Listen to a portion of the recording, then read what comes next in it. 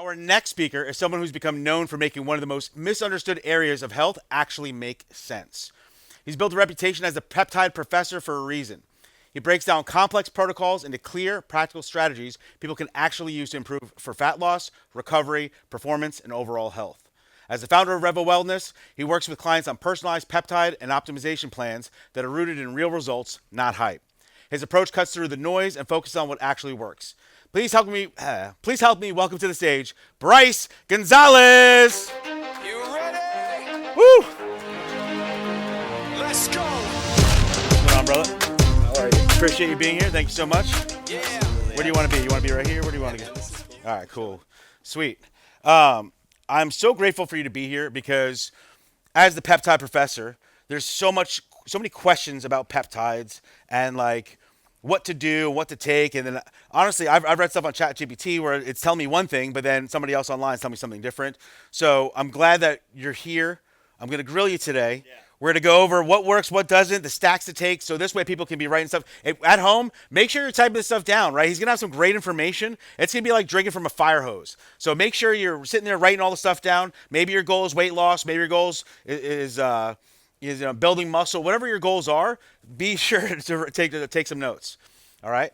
Are you ready to go? Absolutely. All right, so peptides are blowing up right now, but most people are still confused. At a high level, what are peptides actually doing in your body? So, if you want to take a step back and think of them as a command prompt, a signal, right? They are signaling molecules. They remind the body of a function that it's already inherently capable of performing.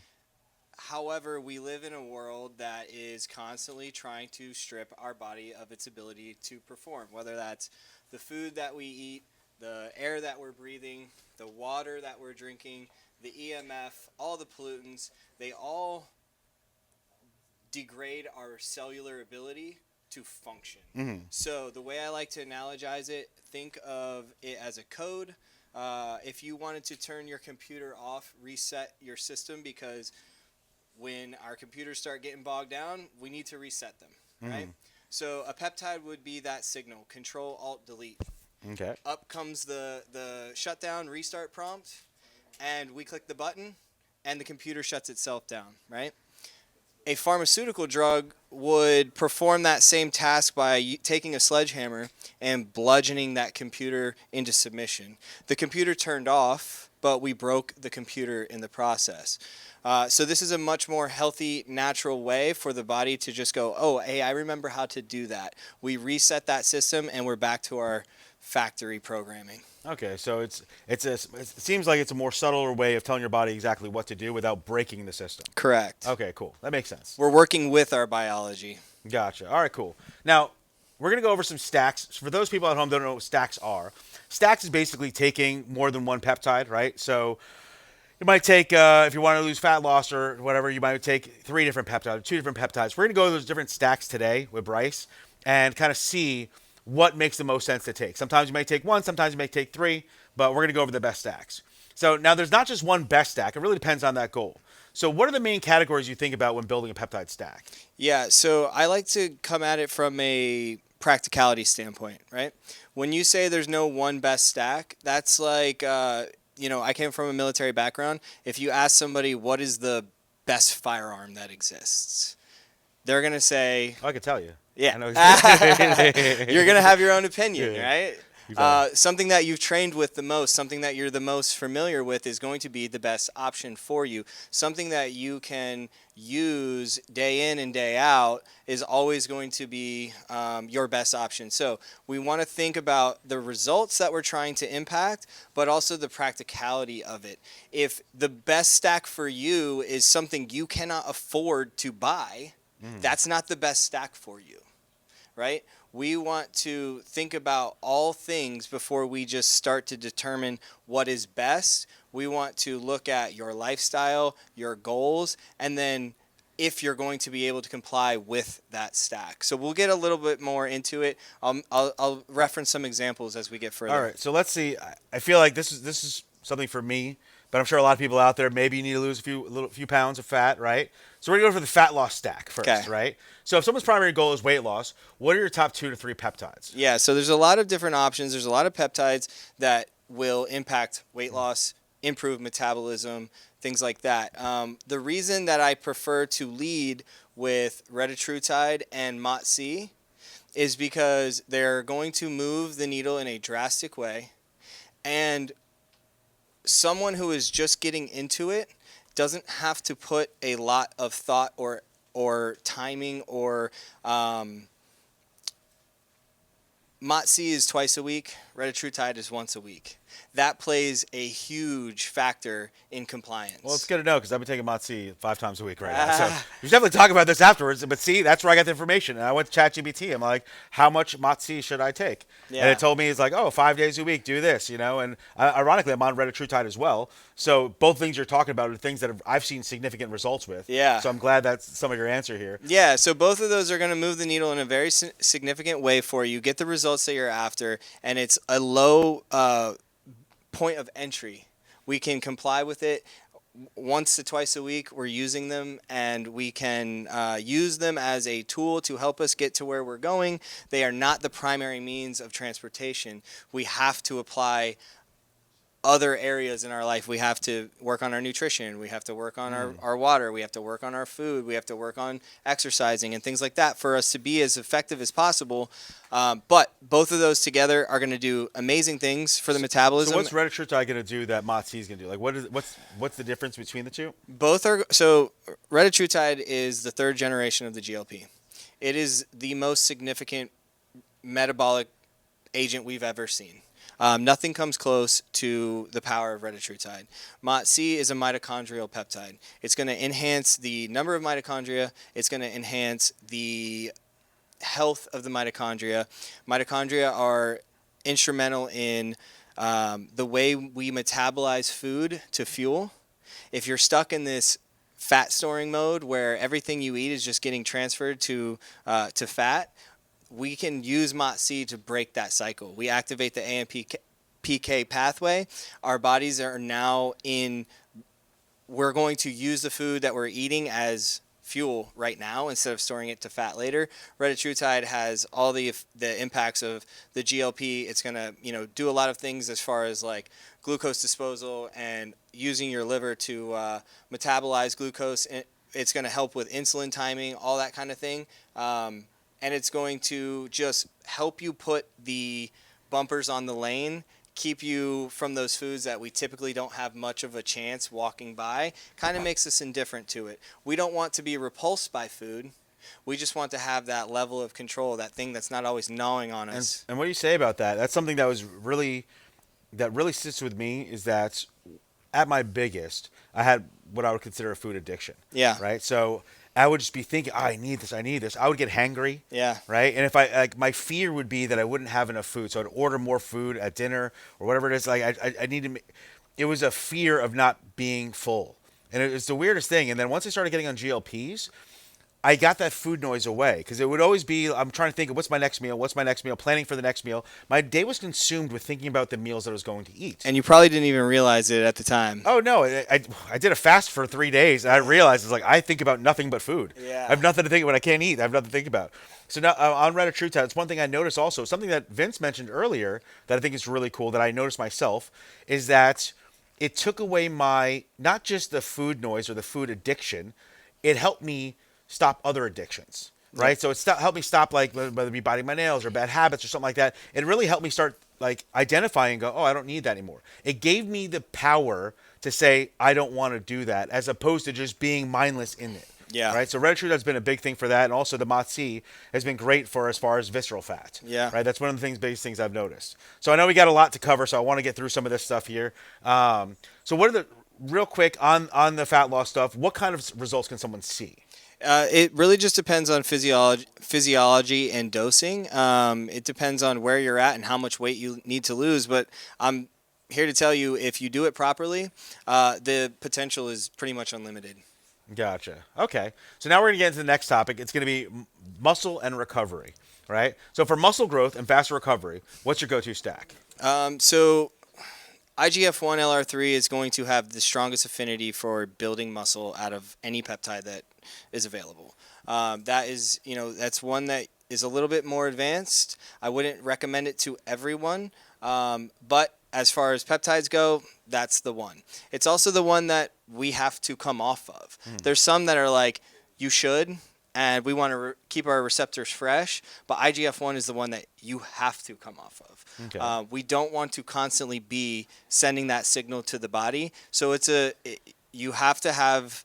Like cycle it or something like that? Mm-hmm. Okay. Yep, it's going to have an impact on growing tissue, and we don't want to just grow tissue all the time. And what about repair, like recovery? Repair, so growth hormone, the growth hormone secretagogues like testosterone, ipamorelin, CJC 1295, and then the BPC, TB5. Those are going to also help. BPC, TB5. BPC is going to make you more Well, to sensitive. be clear, because some people I'm sure that have never heard of it before. Yeah. We're talking about BPC 157, right? Correct. That's one of the ones that I'm on now that's been phenomenal for recovery. And TB 500, right? Correct. Okay. Yeah, so both of those are going to play a role in the regeneration and recovery of soft tissue. The synergistic effect that they have when you combine them with a growth hormone secretagogues is BPC makes you more sensitive to growth hormone. Growth hormone is responsible. One of the things that it does is for healing soft tissue. So you're getting this 1 + 1 = 3 effect. It's very, very synergistic. Okay. So now we're going to go into longevity and anti-aging. I know that I want to look as young as possible for as long as possible, right? So if someone wants to feel better, age slower, and stay sharp, what peptides would you use? This is a broad aperture, right? Anti-aging and longevity, pretty much all peptides touch on that, right? And I have a lot of people that come in and So just take all the peptides then. in so many words.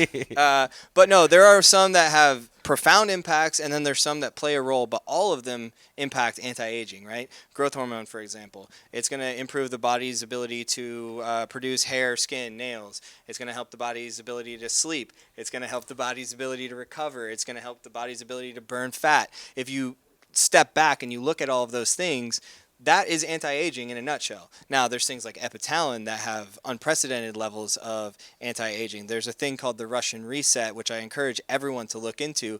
But essentially, that is pretty much the most potent anti-aging stack that exists. It's going to be epitalin, pineolon, and thymolin. Can we write that down? Because I'm going to need that Russian reset here. Yeah, epitalin, pineolon, and thymolin. Lots of research. It's amazing. Hit me up. Nice, nice. All right, cool. I'm going to take some of these notes here for myself. So, are there any that support like inflammation, cellular health, or like overall vitality? Yes. Again, that's another broad aperture. Pretty much all of them you could make an argument in one way or another. But NAD, MOTC, 5-amino-1-MQ, SS31, these are our cellular health peptides. They're going to help us achieve disease prevention, anti-aging, just optimizing the system, the way that we produce energy, which is pretty much the single greatest thing that we can do for ourselves. All of our cells are constantly under duress, getting bombarded with the pollutants that we put ourselves under every single day when we step outside this building. So in keeping your cells healthy, you are just a conglomeration of your cells. If your cells are sick, you don't stand much of a chance. Well, I mean, I appreciate that because I'm thinking now is like NAD is something that I'm taking. And one of the biggest differences that I've noticed is just my energy levels, right? And I feel like I think sharper and clearer. Like to me, I don't have that fog, that haze when I'm thinking about something. You know, it's hard to recall something. Now I feel like a lot more sharp and on point. So that's definitely one that I sit with as well. So we got to get through some more of these. Cool. I'm going to have to grill you and we're going to have to go through them quickly because I know a lot of people are there. So let's write this down. We're going to go sleep and stress, right? So sleep is a huge issue for people. Are there any peptides that can help people sleep more? Correct. Yeah. So DSIP, delta sleep inducing peptide, pineolon. Put them together. They have amazing impacts on sleep. They're not drowsy. They're not going to put you to sleep. You still have to do the things. You have to have proper sleep hygiene to actually get yourself to bed. But the return on investment, the amount of time spent in deep restorative sleep is there. So I encourage everyone to look into those if you're currently struggling with it. I see amazing impacts all the time. All right, now we're going to go to gut and healing. All right. So what about gut health and healing I can't even talk today. Healing injuries. What peptides would you recommend for that? So while peptides do have the ability to impact gut health, I'm much more in favor of getting a GI map before you try to address gut health. If you don't know the microbiome of your own body, then we're kind of just guessing. And there are things that can help, right? There are tools that we can use. But if I'm using one that fixes leaky gut to impact an ulcer, that's not going to help. So we want to really be specific. We want to know you specifically before we just start throwing things at gut health. I want to see what microbes are overgrown, which ones are undergrown, how we flip that in your favor, and then we can have some pretty good impacts. But healing, BPC 157, TB 500, GHKCU, KPV, those kinds of peptides. Gotcha. All right. So I know that when you're building a stack, like, one, obviously you can't take all the peptides. You can try. Yeah, I know. Trust me, I've tried. At one time I was probably on 7 or 8 different peptides, and I will say I've noticed a significant difference in each of them. But let's say you have to, like, somebody at home right now, they're building their stack, right? How do you decide what to do and, like, what to run on your own? You know, like, what would be a good strategy to build your own stack? Call me. No. So again, practicality, right? We want to address. Most of my job is talking people out of something they think they wanted to do. Why do you want to do that? Make sure that what they think that peptide does is what it actually does. Well, I think it's a big issue. Is that on social media, you see so many peptides that are getting hyped right now, right? And it's like you got to find out what is the real. Like, what is the real McCoy? Like, what is actually going to work for you? And then what's that noise, that fluff? Yeah. Right? So what peptide right now do you think is not living up to what the hype is? So it's not that they're not living up to the hype, it's that they're being touted to do things that they don't actually do, right? So you said NAD is very beneficial to you.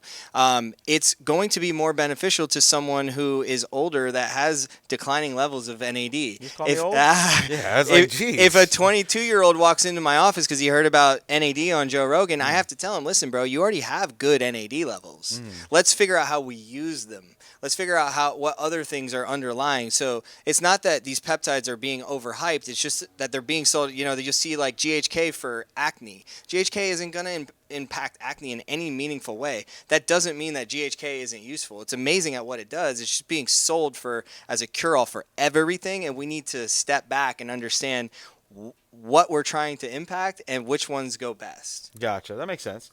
So let's go into some safety issues, right? Because there's a talk. I mean, obviously you can get them from pharmacies. You can source them online, stuff like that. There's a lot of different things out there, and it's like I feel like people are going, you know, you want to make sure there's safety, right? Like, so what should people know about sourcing, dosing, and doing this responsibly? Yeah, let me be clear on that. If you are getting research use peptides and you are saving money in your own mind, you are going to be exposing yourself to heavy metals, cadmium, lead, arsenic, mercury. You're going to be exposing yourself to toxic microbes. The difference between a pharmaceutical grade peptide or a physician use peptide is it's clean. I'm not saying that what you found on the internet isn't BPC in there. I'm saying it also contains things that you should not be injecting. And when you inject them, you are circumventing your body's natural filter to actually help you work some of those things out. So if you were to just eat a candy bar that has cadmium in it, your body can help filter it out. You're circumventing those filters and you're injecting it straight into your bloodstream. You're going to be sorry at some point. Save your money, go to Payless and buy cheaper shoes. Don't buy cheap peptides. It comes at a cost and it's going to be your health. No, for sure. Absolutely. So if someone wants to get into peptides but feels overwhelmed, what is the smartest way for them to start? So I encourage you to reach out to me. Find me on Instagram. It's always changing. Right now it's Peptide Professor. They keep deplatforming me. But you can find me on Revo, RevoSt.Pete.com. That's my clinic. My clinic is Revo Wellness in St. Petersburg, Florida. Reach out to me. We'll get you on a consultation. We'll make sure I understand your goals and your pain points, and we'll help you work through them. And we'll put together a plan that is tailored to you and help you achieving your goals. Awesome. Well, I appreciate your time. Thank you so much for being here. Thanks, brother. Thank you very much, brother.